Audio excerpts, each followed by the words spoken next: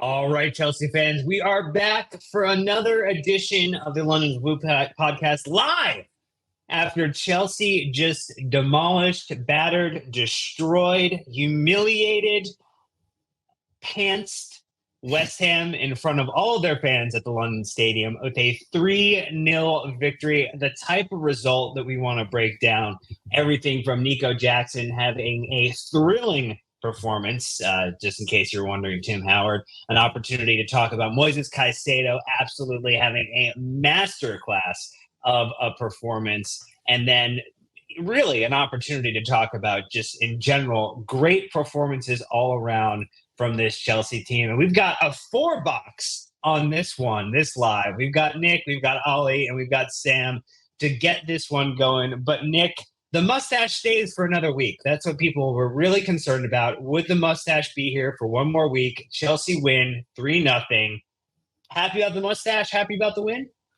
Yeah, I mean, look, my barber tightened her up a little bit over the week, so we're back and we're fresh. And frankly, I think it's the sole reason that Chelsea won this game. Thanks for asking, Dan. The stash has powers beyond our wildest imagination. Very important thing to consider. And Ollie, as you sip some coffee and sip potentially on the tears of Lopetegui and West Ham fans with their inability to enjoy, I guess, maybe the slimmest of slim jeans on the sidelines today. This is a London derby. It's an important result for the Blues and definitely something that individuals like to celebrate when it comes to winning, potentially when it's 2 wins back-to-back in the league against West Ham. Yeah, like this sort of stuff doesn't really happen very often, Dan. Like, you know, a lot of us have been to West Ham a lot of times. You know, Upton Park was a pretty happy hunting ground for us, to be honest. But in this new stadium, in the London Olympic Stadium, yeah, we've it's been fallow, right? We've threatened to do this a few times. Like, we've started matches well there a fair few times, and it's felt really good. And then we've just not taken advantage, not kicked on, and kind of fallen away and made stupid mistakes. But yeah, today was great. More of this, please. Well, it's now 8-0 over the last 2 matches that we played West Ham. Like, both of them being easy walks in the park, very cruisable. If you had to go and get a pizza, at halftime, and you came back in the 46th minute and you're like, oh my God, they scored again. That's kind of the vibe of today. So, yeah. And Sam, as we kind of talk about this here, I mean, a lot of the initial credit is going to go to Nico Jackson for a very early first goal, a wonderful second goal that he delivered, and plenty of people drawing the comparisons now to the fact that, in the same time period, he scored, I think, 6 more goals than Mo Salah. There's one of the few players who's even within like spitting distance, and like it's a large spitting distance to Erling Haaland in terms of just how close he's getting. But I think he's probably the first person we want to dump a bunch of praise on today for just how composed he was, particularly in that first half, and really from the left wing again, moving back in centrally to kind of get it going. Yeah, I mean, all of us at the podcast have been just staunch supporters of the Nico Hive, and we've definitely gone out of our way to say it's just a matter of time. And when you give him the opportunity to thrive, that's what he does. I think the finishing touch, the decision making, were the only 2 things that were sort of missing. And today he showed, absolutely decisive. And the fact that he's, again, I would say, not even close to the kind of numbers he should be getting in terms of his underlines. Before this game, he was averaging 2.6 shots a game. You look at Haaland, you look at Salah, all these like top shooters get around 4 shots off a game. And that's the mark that he hit today against West Ham. He got 4 shots away. And that's what you want him to do. Get those 4 shots. If two of them are on target, you get 2 goals and you go home happy. So I think that's where you start with Nico Jackson. You say, go away, take those shots, fail, miss, get tired of missing, and eventually it'll turn around and it'll come to you. So super happy for him. Well, and consistently making the right run at the right time.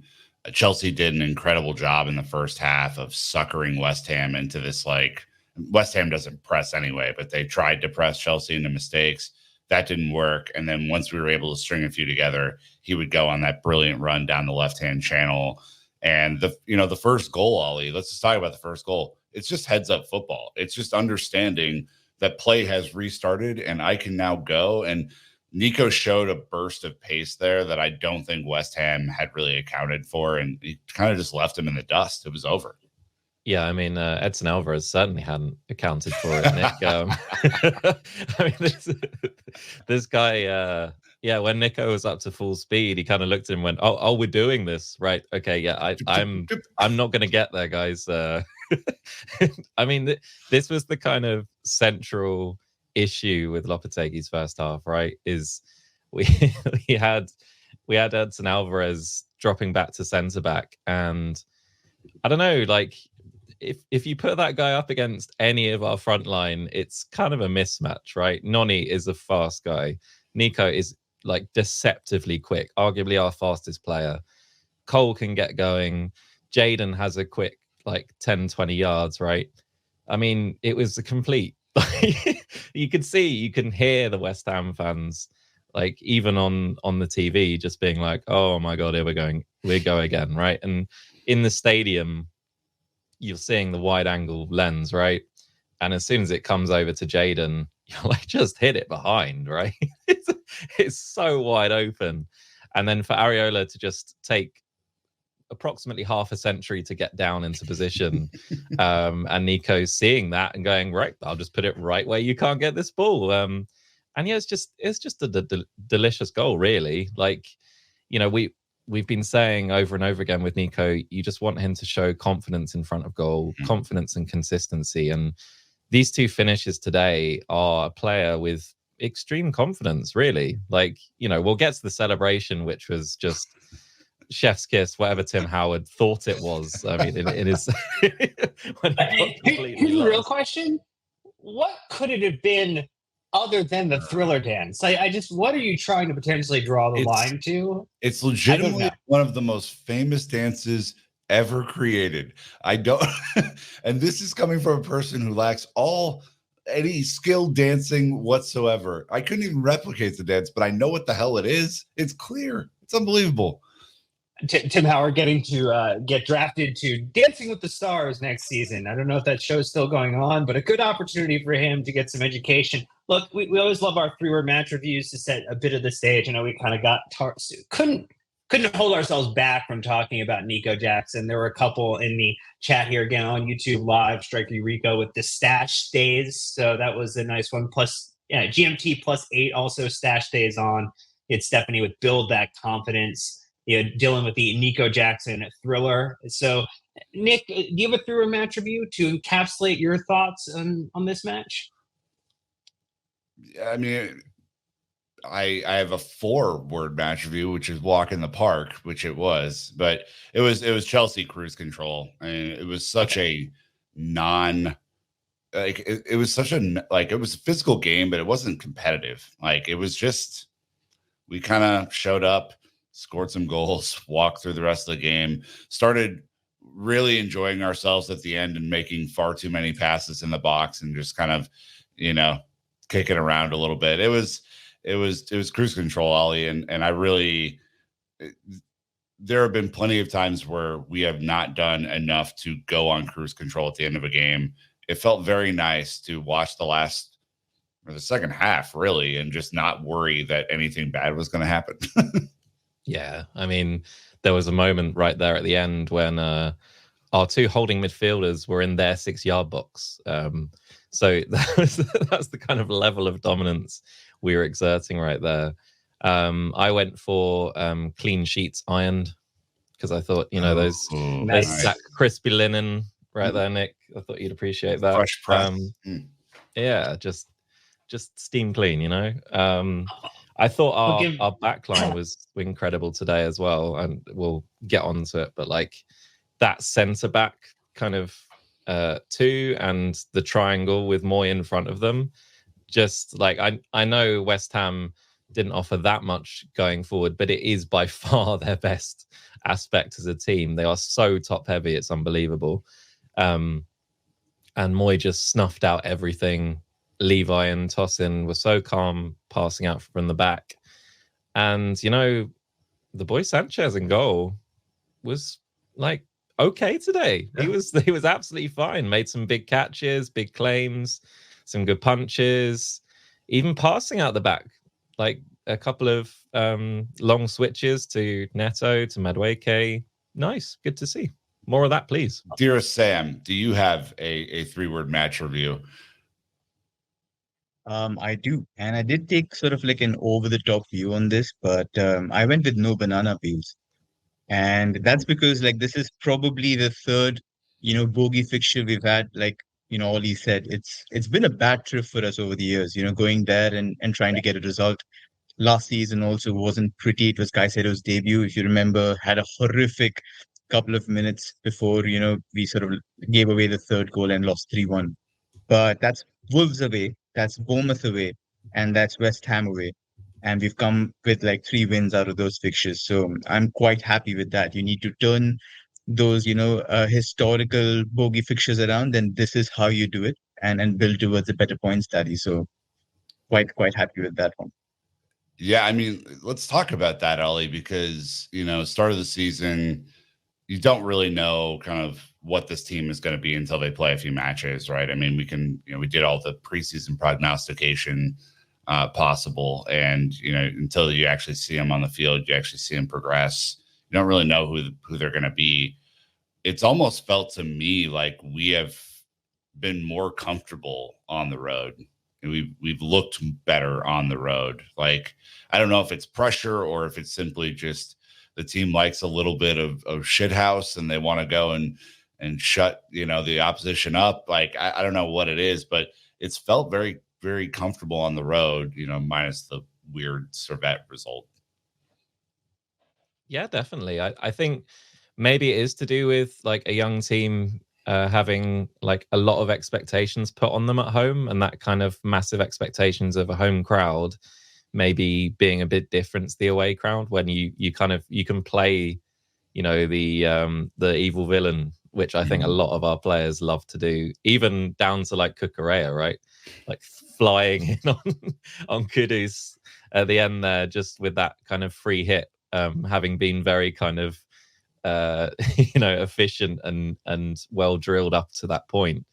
But yeah, like one of my mates, Tom at the ground today, was just saying, like we have so many like cage footballers who love to kind of humiliate the opposition, and win those one-on-one battles. Cole Palmer, even when he's won a free kick, he'll still try and ball roll through your legs, right? João Felix is exactly the same. Mm-hmm. Noni will try and beat you for pace. Jaden coming in now is a that's how he grew up, right? Just playing in those cages. So, like, yeah, I mean, it's very exciting to watch going forward. Yeah. And when it clicks, you get goals like the second goal, and just like really lovely to watch, quick interplay. And yeah, Felix had a couple of chances at the end, but his first big chance on the volley, with the result of like 6 or 7 passes, like really, really quick, efficient passing. And yes, West Ham were dropped off, but you still have the quality of interplay to move between, right? And yeah, I think if that Felix volley goes in, that's like potentially up for, the rest of the goal a month, I guess. But yeah, it's like, it's just lovely to watch. And yeah, with this being the kind of base level of this team's understanding together, and seeing how lovely it is to see, Nico roll his man, which I think is a lovely part of his game, and something that when Christo came on, you could see is actually very hard to do, Nick. Like you playing back to goal in the Premier League, and then running through, and then being composed, and then scoring that goal is not an easy thing. The commentary right at the end, I think, put it perfectly for the kind of English media will say, which is, it's very hard to praise Chelsea for this win. And it was like, what they meant by that was West Ham were so poor. Yeah, exactly. They've kicked us off the park as you'd expect them to, but it's not worked this time. like it usually works. So they're expecting a fight. They're expecting a 3-3, a 2-2, some chaotic game, and it just wasn't.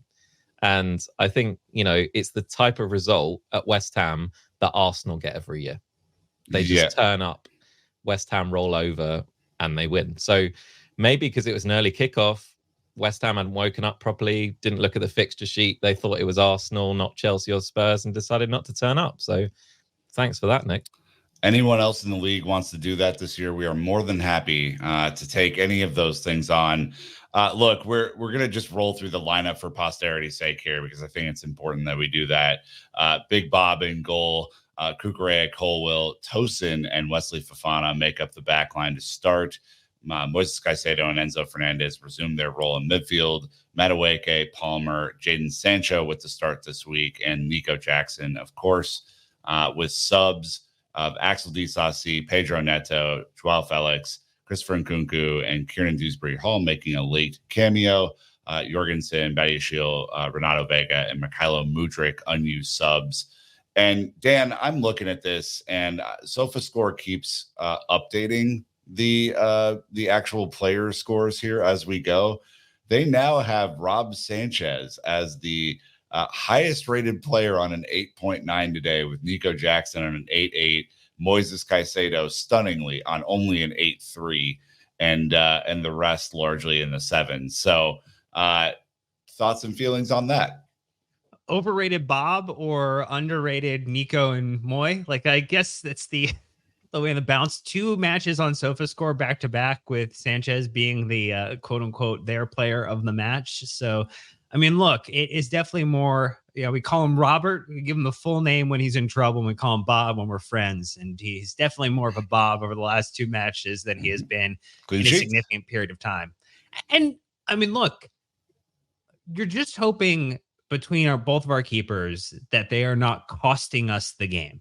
Like, I mean, that is where we want to be at. We know that we don't have the best goalkeeper in the world. We know that we don't have one of the elite top 3 to 5 goalkeepers, maybe in Europe at the moment, but he just needs to do enough to not put Chelsea in danger. And like, that is where we're at with him right now. And so if we can continue to get these type of consistent performances, if he can be calm under pressure, if he can distribute appropriately and not put people into an immediate turnover positions, which has been something he has been liable to do in the past. It's like the hold that, let me make life difficult for you moment. As long as we're not getting that, Robert, we are going to be in a good situation with Bob here in the back. And I do think part of that too, Sam, is the fact that he has had a bit of rotating cast of characters as it relates to the defenders he's having an opportunity to play with, particularly the right back temporary solution of West Fofana there, and then Disasi again.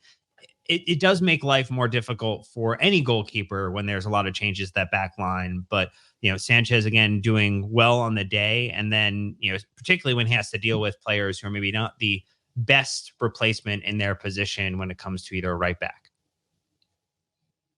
No, I thought you gave a very level-headed kind of scenario. I would go over the top here and say, remember MNS from Barcelona? We've got our own MNS. We've got like Moises, Nico, and Sanchez now. And hopefully, we can build upon that spine and finally get somewhere. Oh, I'm allowed to be Nick shaking his head. He's man. like, nope, don't do that, man. Don't.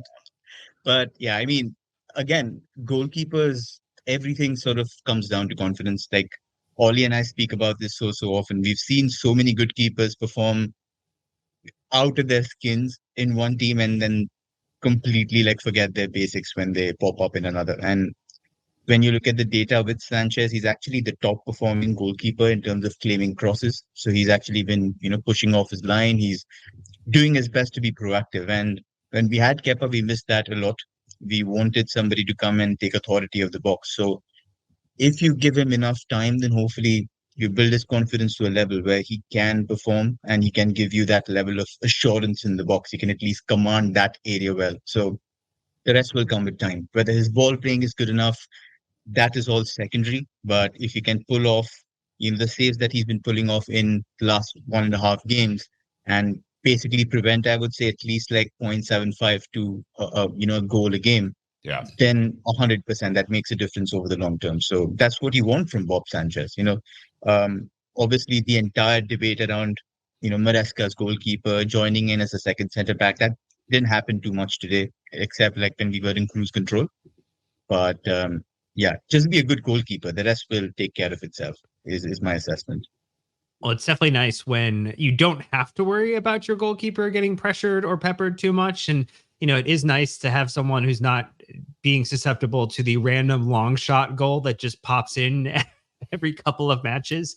The Kepa experiment, we're still scarred a little bit from that one. But, I think, Ollie, you love talking about him so much, but I think it almost felt like a one-man band for Moises Caicedo on the day, and just how much he was all over the pitch, what he was doing in defense, what he was doing to try to connect the defense and the attack from a midfield position. No area on his heat map was bright red, but the amount of, the amount of grass he touched on the day was significant within just how much he covered across the entirety of the pitch. But in general, did you see anything in particular you liked more than previous matches from him? I think just, to this point, people have talked about how Moyes being quietly great, right? He's had a quietly great match, and people, I'm excited to see what can become of Moy, but he ran the game today, man. Like they couldn't get past him either way. I mean, his assist for Nico, I think, is slightly underrated. I know it's a completely open pass, but people have said before that Moy can't pass, which I think is nonsense, to be honest. And he's shown that for Ecuador a lot. But if he gets that kind of consistency of just laying that ball through to Nico, because that ball is on a lot, right? Yeah. Nico makes very intelligent runs. He peels off his man. That ball through the middle is going to be on a lot this season. Great assist, right? But I tell you what was red. What was red today, Dan, was the opposition's ankles, because that guy did not leave them alone for even a second, right? There was a brilliant moment when Kudus danced through a couple of challenges and Moy was just stood there, took it off his ankles, no problem whatsoever. And then a couple of minutes later, Kudus is flying through and Moy just comes alongside him, slide tackle, no issues. Like, the guy's the real deal. And, we will compare him to Enzo coming back kind of slowly this season, we'll say. And I think, to be honest, Cole has been quite slow despite being utterly, utterly brilliant. And his goals might have, disguised that a bit, because I thought he was a bit sloppy today as well.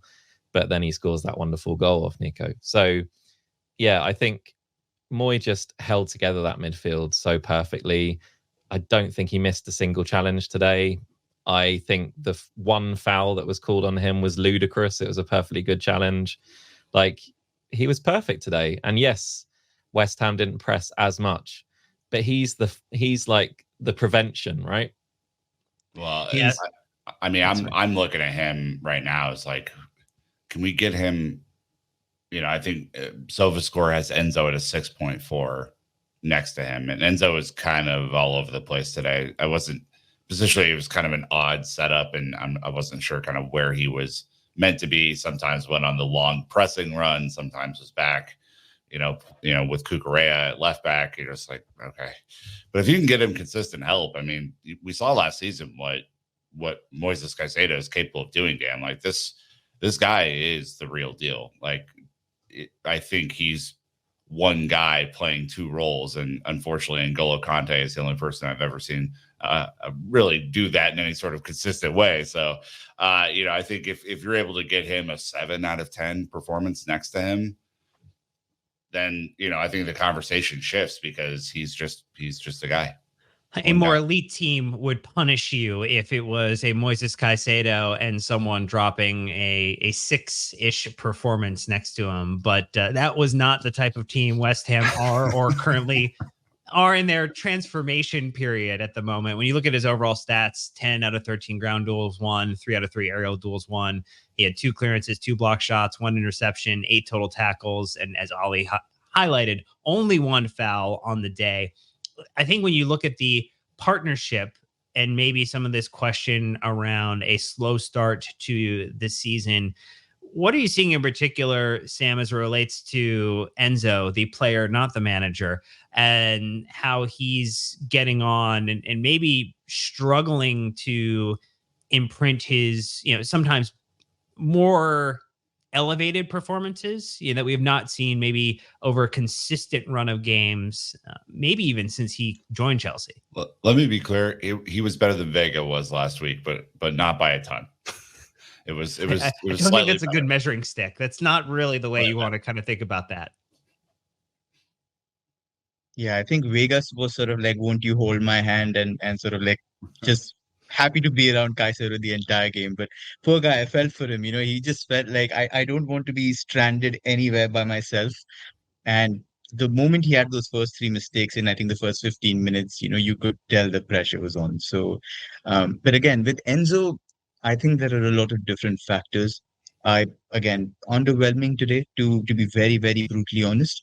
But I think there was also the challenge today, now that you had Dewsbury Hall and Fernandez back.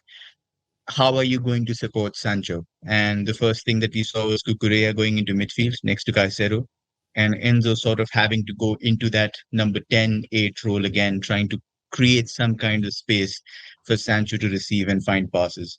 Cucurella again did a very good job in the week where basically Vega and Caicedo were staying deeper. But I will also say that the way maybe Enzo has been used was markedly different. You don't see Lavia in those zones. You don't see him running into the box. You don't see him underlapping. You see him as a static, deep lying sort of playmaker right next to Caicedo, running the game from there. And I think that's perhaps maybe, a better role, a better suit for him than asking him to shunt up and down, because that's not what he does. Even when you look at the Argentina setup, he's got a three-man midfield where everybody can do everything. You've got De Paul, who basically runs. He's like an Argentinian Gallagher. He does everything from back to front. You've got McAllister, who can play 6, who can play 8, who's also played 10. And then you've got Enzo Fernandez. So they switch, they understand when to drop, they understand when to go. And it's great in a three-man midfield. And when you don't have that luxury, and you have a player who's, when we bought him, was the highest, most progressive midfielder in Europe, in all of Europe, in terms of his passing, then the deeper you keep him, the more penetration you get. It doesn't make sense to push him forward. So I think that's going to be the challenge, especially with Jadon Sancho in the side. When you can't have somebody like a Cucurella overlapping, when you can't have somebody like an Enzo who has the legs to push up, how do you support Sancho and bring the best out of Enzo Fernandez? So maybe that's one of the subplots that'll become clearer as the season goes on. But as far as the results come, I don't think anybody's focusing on those minor points for now. It's just we'll figure it out along the way. Yeah, the top line is strong. Sorry, Dan. I was going to say to Sam's point, like, you saw how chaotic those roles are when Joel came off the bench and played Palmer's role, which was kind of anywhere, and then on the left hand side, Kiernan Dewsbury Hall comes on to play Enzo's role, which was kind of anywhere, right? So I think just allowing Enzo to sit a bit deeper gives him that ability to be a deep lying playmaker. But as Sam highlights, the issue is if you allow Cucurella to come in, you're going to have an L shape, right? You're going to have Enzo at 8 pressed further forward. You're going to have Cucu and Moy together sitting. So I think just allow him to play a bit deeper. Just allow Cole to do what Cole does in front of him, and Enzo can join the attack when he joins the attack, as in rarely, so, rather than being that guy every single time. Because as Christo, came on and tried to play back to goal, if you don't put them in their favorite positions, Dan, like, they're not going to perform as well as they could. I also do think that Enzo looks fatigued still, and I think Cole is the same. But I think it's not helping the way he's being put in the team at the moment. So one stat I liked is that no Manchester United player has provided more than one Premier League assist this season, and Jadon Sancho now has 2 in 2 games for Chelsea. We do love an opportunity to needle the opposition, even if they're not playing or we're not United playing Trey sends one tear down his cheek. It's over. Every single time there's a Sancho assist. Not as maybe electric as his cameo performance to start his Chelsea career, Nick, but I think still another important set of minutes for him. He's still drawing a lot of attention when he is going into attack, and I think developing a partnership with Marc Cucurella. Like, what did you like his performance today, and maybe what did you see that you would like to see more of in the kind of the coming matches? I thought he started the match well. I think the first 20 minutes were pretty good. Obviously the heads up assist to Nico. Again, if you're one of these creative players and you get goals and assists, you can. A lot of the other stuff can be forgiven, right? First 20 minutes, I think he looked pretty good.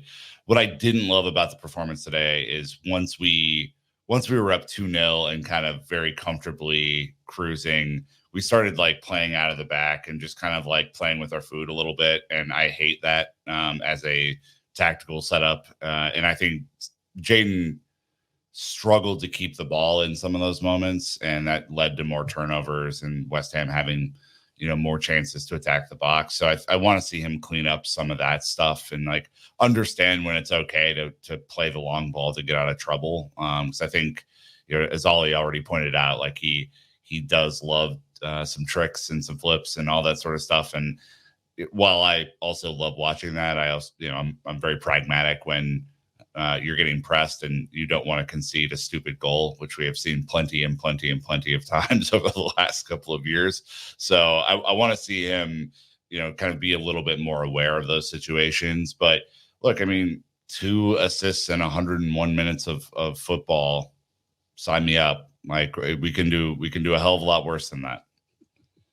Important things to consider. I know that there's also been a little bit of a, as our good friend Couch Critic points out, that muted performances from individuals like Nani Madueke after the hat trick performance. I think really it might come down to the fact that he's not calling out the city or the supporters on Instagram before every match. That might be a thing to try to break this scenario. But Sam, for when you look at Madueke's performances, since that hat trick, are you seeing anything where maybe he's doing anything differently? Is he maybe just getting more attention because people are more concerned about him and how they defend him? Or maybe is it coming down to the fact that his right back partner at the moment is either Axel Disasi or Wes Fofana, and there's not the same level of overlap partnership that he had when he had Malo Gusto on the right-hand side with him? Yeah. In terms of the environment, I 100% empathize, because when you have, an incredible athlete like Gusto bombing up and down the flanks, you create a distraction every single time, and then you make better decisions. But in terms of the 1v1 opportunity he had where he could have played Cole Palmer in for a second goal, in those positions, you want him to make better decisions. And there is a little bit of a selfish streak in him, which happens with every top winger. It's I'm me sort of kind of attitude where, I'm the only difference maker in this side kind of thing pops up, which again, based on who you're playing, when you're playing is an admirable thing to have. But it's just, he needs to realize that right now he's in a team with like multiple difference makers. And, he also gets to keep his side if he gets like an assist as much as he gets a goal. So he also needs to supply for other people. And that's what he couldn't do today. I wouldn't worry too much. Again, I really wish that maybe he sort of like diversifies his game a little bit, tries to be a little more supportive. Sancho, for example, on the other flank, you see him get into shot taking positions, and he's the exact opposite. He's always looking to set up that shot for somebody else instead of taking it himself. And Noni's on the other end of the spectrum. Again, it's a great profile to have in the squad. He also gives you the directness that not a lot of other wingers in the league give you in terms of the amount of touches he takes in the box. Just wasn't his day today. So hopefully he can continue it. But in those situations where we've criticized Jackson in the past, saying should be looking for a pass, should be doing better, same applies to him. Doesn't mean he's a bad player, or doesn't mean that he's doing something wrong. It's just, a matter of circumstance and game state. So hopefully that'll improve. Ollie, he's definitely looked a little disenchanted over the last couple of matches to me, like facial expressions, body movements, decision making.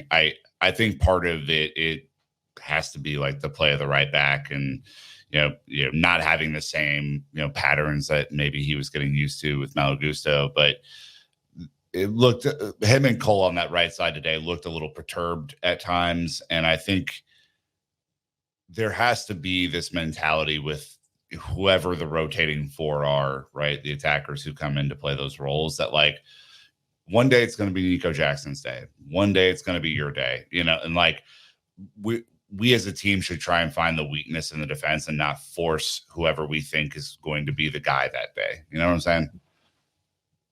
100%. As Bournemouth go 1-0 up at Anfield after 4 minutes. Brilliant. Just brilliant. Just wonderful. Imagine not beating Bournemouth, Nick. Yeah, no, I completely agree. I think what we should be looking at also, though, with Noni is that he also is applying himself defensively at the moment. And that's especially apparent given the kind of centre-back at right-back situation we've got currently, right? Yeah. You're not going to get that with Cole, as much as we love him. He's got a kind of 5-meter radius where he will operate in that defensive zone, which is like where I want the ball to be, like around the box or maybe around the halfway line where he can, turn it over and start a counter. But I think it's obvious Noni hasn't done this much defensive work throughout his career, right? He's kind of been the guy going forward on the right-hand side a lot of his career. So he's kind of relied upon to just, run direct, put all of his energy into, blazing past the guy one-on-one, which he can do and still did today at times, right? So I think that kind of energy ratio is going to be something he's going to work on throughout the season as well. And obviously, if you have a Malo, a Reece, dare I say it, a Josh Yachampong, behind him, who can be that kind of athlete and, brilliant footballer to continue play, and then he can just worry about, coming back to the halfway line, and then everything else behind him is fine. Oh, has it been ruled out? Oh, well. But what I would say is what a kind of embarrassment of riches it is that off the bench, we're bringing on Neto, Nkunku, Felix, right? Just like your throwaway guys, your last 3 subs. Like if you're a West Ham defender who's set up to kind of face our A team, right? And then our kind of fresh guys off the bench are people who can just rip you apart at will, right? Like Neto, at times, as you were saying, was just playing with his food. Like the West Ham right back was like, he was like, should we just go again? I can just beat you for pace if you like, and did it multiple times. So I think throughout the season, as you say, we're going to have to find this kind of happy medium of, Nico today was his day. Cole's going to have his days. Noni's going to have his day like he did at Wolves, right?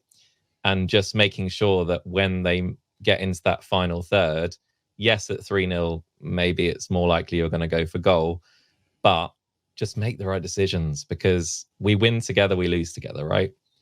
And it's not all about the stats. Like, I know so much of our wages are incentives driven, but that can't be like the sole reason to like go for goal in those occasions. No sensible person, if there is a goal incentive in someone's contract, would look at an unselfish player setting up a teammate for a goal, especially if we achieve our targets this year, and go, that guy didn't do enough. Like, clearly he did enough. Clearly he made the smart play. Clearly he rolled it to his teammate. Like, these sorts of things are, that's just team building 101.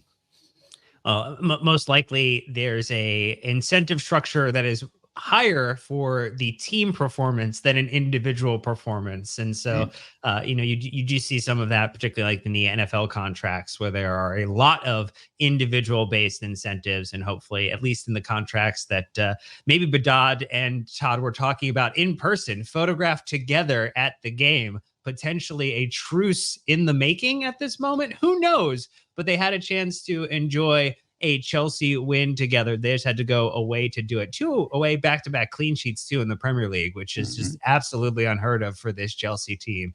Something to consider there. I know Nick, you want to talk about the fact that Palmer was getting a little roughed up in the match and definitely was drawing fouls. He just has to walk. He walks around and he gets fouled. It's very unfortunate for him. It's intentional. I mean, I think Sam, you brought this up on Twitter, so I'll pass the ball to you here. It's very, very clear what's happening. And the only question in my mind is, are the referees going to identify it early enough to do something about it? And so far, no good.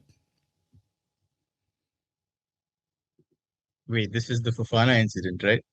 No, Cole Palmer getting hacked. Oh, yeah. So, I mean, this has been happening again, like for the longest time. We've seen him getting disenchanted with a lot of the reactions that he's been showing off. The ice cold sort of veneer has melted off a little bit, thawed, because again, it's super frustrating. If you see the Bournemouth game, he was tracked by Cook every single time to wherever he went. He dropped as deep as left back to follow him there. And you could see that the lack of space and just the lack of time there for express himself in those positions was really, really getting to him. You also don't see him sort of throw a tantrum when he does not get the ball, and that's been happening a lot this season, where you can see that in the small windows where he does have an opportunity to get 1v1 or get like a really good opportunity. If he doesn't get it, he throws his hands up saying, dude, this was the only time I got free and you had to look somewhere else. And it's again, like I said, a part of the process. All elite players go through this. You have an outlier season, and because you're special, you get special treatment. Eden Hazard sort of got hacked until his ankles went.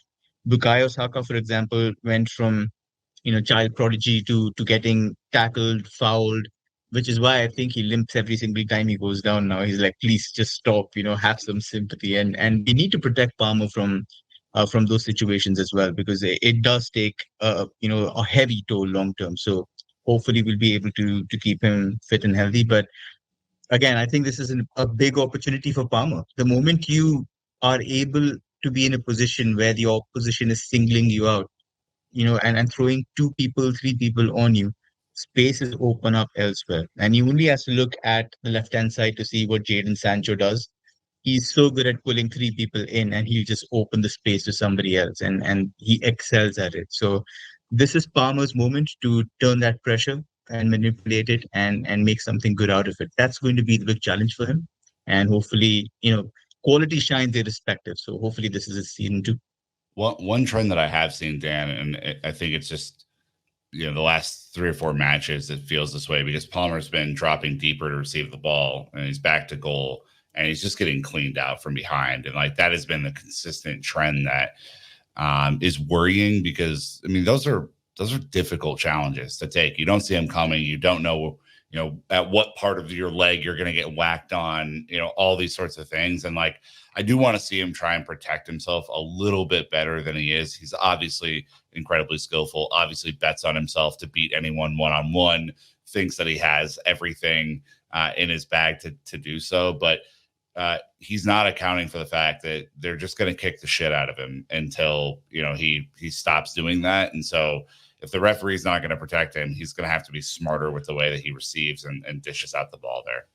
Well, and the way Nick, that gets played into too. Dan, so sorry. Just like wanted to sort of throw this stat in between, saying that Cole Palmer today suffered as many fouls as he did in the first 4 games combined, and this is probably the first time that he's come up against a side that plays that way. The David Moyes side where they kick you and stuff. So imagine what happens when you go deeper into that mire and you come up against again those bottom 6, bottom 7 sides that depend a lot on physicality. So that's the quantity. Going from 5 to 5 today in the space of 90 minutes is going to be that challenge for him.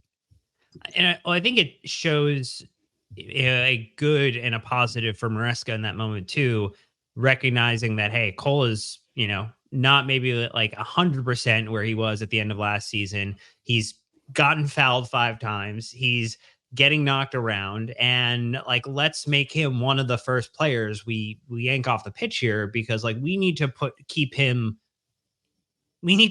him for the entirety of the season. If Cole can be healthy the entirety of the season, Chelsea are going to have a very good year. And if he gets injured, Chelsea are going to have some problems. Not that we don't have a surplus of attackers, Ollie, but there are things that Cole does and pops up, even in a game where you would say, not his best, could have had 2 goals very easily and maybe a third, gets one off a beautiful shot. And that was all he needed to have a real impact here. So I do think great for Maresca to recognize he needed to be one of the first players off to keep him healthy, particularly as we start to get into midweek matches coming here fast and furious. Yeah, definitely. And, he's left out of the Conference League squad, right? So, this is all part of it. But I would also say we have a real opportunities to turn this to our advantage, right? Because we've come up against 2 sides who have tried to kick Cole Palmer out the game. And guess what? It did not work, Dan. Teams are not going to continue to do things that don't work. It happens a lot in the Premier League, right? But there aren't any original ideas, right? If they see Cole Palmer is being kicked, off the pitch, and he's still coming up and getting assists and scoring goals, and Chelsea are still dominating the game, they're not going to do it again, right? I think I'll give it one more game where a team tries to do this, and if we completely destroy them as well, no one's going to do that. No one's going to want to go back to that play. But if they do, we can also use it to our opportunity, have it as an opportunity as well, right? Because he's got the gravity to bring players towards him. And Sam's called it out multiple times. Jadon does the same thing. But that switch of play to either side, when Cole has the ball, if he lays it off to an Enzo, a Moy, and they can switch out wide, you're immediately overmanned each side, right? So you immediately have a path to goal because they have to commit multiple players to stop Cole Palmer. And you can't do that with all 4 of our attackers. So what happened today? They had to drop Alvarez back so that someone could go and kick Cole Palmer. Did that work? No. We absolutely destroyed him at the back because Nico Jackson exists, right? So teams are not going to be able to do this to us every single time. Yeah. And they won't, as it's not working. And then, to go back to our previous points, we have multiple options off the bench as well. So if you're saying stop Cole Palmer, that doesn't necessarily mean stop Chelsea, right? Because we have other options. And that is the biggest thing this season. It's not just Nico and Cole, despite the top goal scorers for us. It's also Noni. It's also stopping Jadon playing inside. It's also stopping Christo off the bench or Neto or whoever. We have so many tools in our arsenal here. If we can keep stopping the goals at the other end, we're a tough team to stop. Simple as. Yeah, it's not 23-24 anymore. It's 24-25. Different type of Chelsea. But, I do think, Nick, I figured it was going to be your shithouse moment of the match the moment I saw it happen. But in terms of giving back what we receive and making sure that, a different type of gravity, a gravity of Cucurella collapsing on Kudus in that moment was quite enjoyable. That was a rough one. That was a naughty challenge, and yet outside of that, Cucurella has been very, very good. I'm dumbfounded that we're seeing this guy show up in such a big way and help this team, and I think provide some real leadership as well. I think that, this is an underrated part of what he's done. Start of this season, end of last season, is that he does look like a leader out there. He does look like he's fighting for his teammates, whether that's with an aggressive challenge, perhaps, or with some play acting or some, yelling at the official, or as I just saw the photo the other day, celebrating in front of Anthony Taylor when we score a goal. All of these things are making me fall in love with this guy, and I would have not put any money on that 2 years ago when he came to Chelsea. And that's been a significant revelation for us because he is playing this role, Ollie, so well that it makes someone, as we spoke about earlier, someone like Enzo look like the out of place option, not Cucurella, which again, 2 years ago, are you saying that? Probably not. Right. And I think a part on that's maybe not touched on enough is like the mental aspect of all this stuff, right? We're seeing such a confident team, and with young players, that's arguably bigger than their technique. Just like playing with confidence, you know, Nico striding through, just not even a thought outside the right foot bottom corner. He's like, yeah, I've got this. It's fine. Like it's a 1-on-1, whatever. But Cuckoo playing like a big player. Like there was the training video, like one of the YouTube shorts that the club posted before, and some of the like B team were rehabbing, and like Pedro Neto shouts over to him like, "Why aren't you on the field with us?" And he was like, "Me, big player," because like that's how he feels, right? It's a joke, but it's like, you know, that's how he feels. He feels like he is that guy right now, and obviously the Euros has helped him with that, right? And completely elevated him to that next level base, right? What I want to see now is some serious competition on his side to keep him at that level. And, you know, I don't think it's any coincidence that Ben has come back into the first team squad. And it might be quite controversial, but I think he may start there at left back against Barrow. And I think you may see Vega come into midfield again. Because I just think, firstly, you need to rest Cuckoo to keep him at that level.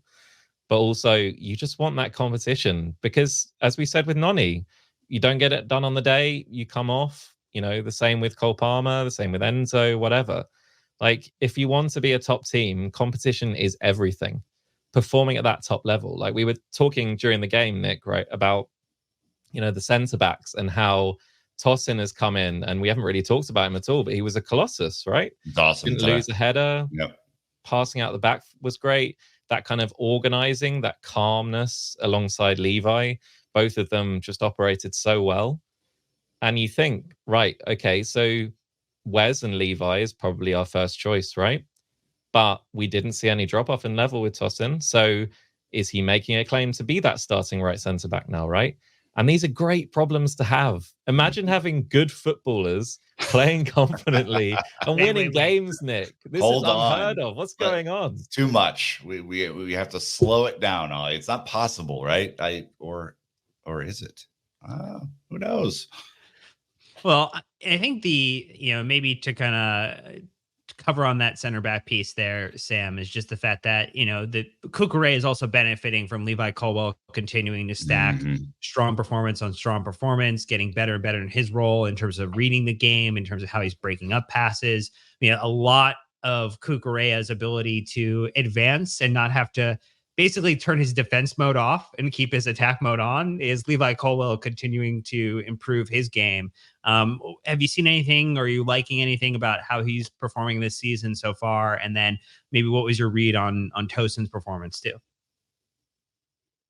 Yeah, both centre backs absolutely superb. And Colwell again has had a very strong start to the season. I think being moved away from that left centre back hybrid role that he played, where he had to defend wide, did take a knock on his confidence, but he did learn a lot of things, like in terms of far post headers. You can see he's looking over his shoulder a lot of times. So there's the trauma from last season actually coming good and saying, look, there might be somebody over your shoulder, defend there.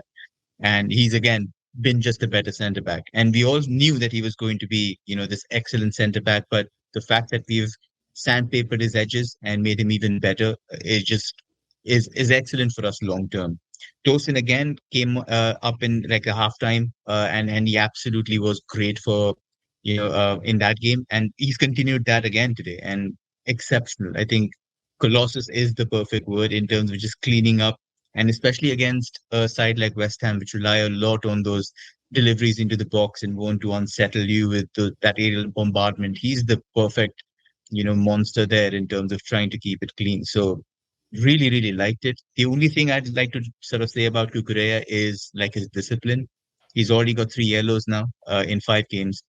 And if you sort of go on track in terms of like when he gets his 4th might be in the next 2 games, but his 5th could be in a run that includes Newcastle, Manchester United, and then a couple of other different fixtures. So he needs to be absolutely available for those, because we don't have, a second choice left back that's trying to play 90 minutes against top level opposition. So yeah, Newcastle, United, Arsenal is the 3-game run, which I'm petrified about in terms of losing that left back slot. So maybe a little bit of game management there. But again, playing in front of Alejandro Grimaldo, who was the best left back in Europe last season in that Spanish Euro squad, that's kind of confidence, right? Being entrusted with that role over somebody who excelled and then providing the assist in the finals.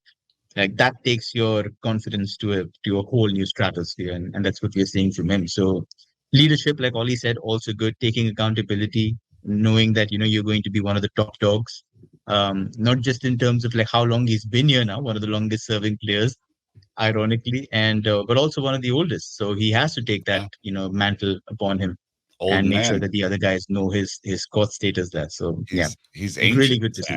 He's just ancient. He's 26, I think, something like that. Madueke on his third season at Chelsea. I mean, he's essentially a veteran too. I mean, we've got a couple people who are very, very oddly veterans of this team. Maybe not necessarily in the league. What was the point you want to make, Ollie? I was just going to say on Levi, like I'm almost loath to say it because it's so obvious, but this guy's passing is absolutely world class. Like it's ridiculous. Like the way he beats a press is absurd. Like and we didn't really have much of a press to beat today, but when we do come up against like a really high press and he feints to go out wide and absolutely bombs it into the midfield and you've cut out 5 players, like that's absurd. That's a weapon. And it's so great to see him playing with this confidence, a confidence that he's always really played with. He's always been that kind of assured player, but he's growing into that leader. We know how much it means to him, coming through. It's always different, right? But the passing range, like being able to switch it 70 yards or smash it through bodies 30 yards to the midfield, like you can't press that. You really can't. Like, and teams will find that, and then they'll drop off, and then we'll have more space, like we did today, and all these things work towards a more effective master plan, right? And I mean, what Sam said is perfect around Cucurella. I would add one of them doesn't count because it was Anthony Taylor, so take that for what it is. But like Taylor rules, right? Yeah, you just assume a yellow at all points.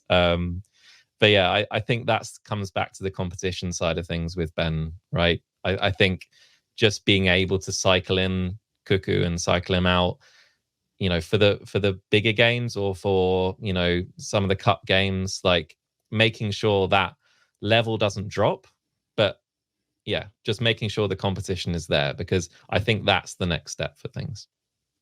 Well, talking about passing others with this win, Chelsea currently at time of live broadcast, second in the Premier League table. Actually, Liverpool just decided to go ahead.